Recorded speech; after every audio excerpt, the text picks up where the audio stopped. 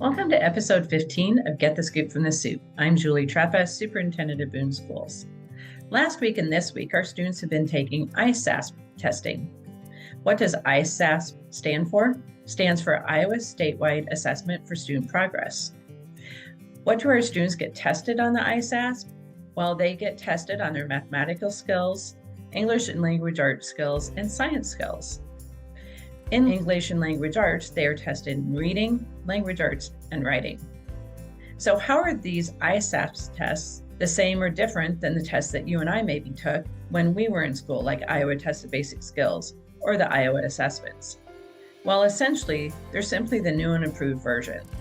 When you and I took Iowa Test of Basic Skills, we filled in bubble sheets on paper and pencil. Now, students take the ISASP tests online on a computer.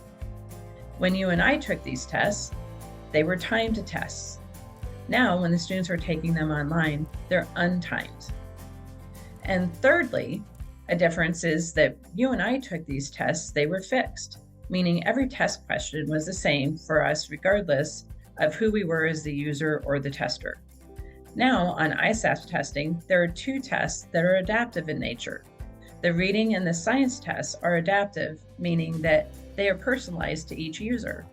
So if I'm a student that's performing quite well on the test, these tests will then adapt and create more complex questions for the user to utilize. If they're not performing quite as well, then the complexity may decrease. So they're adaptive to the user that's taking the test. When do we get the results for these tests? Well, unfortunately, we don't typically get the results until the fall of the following year.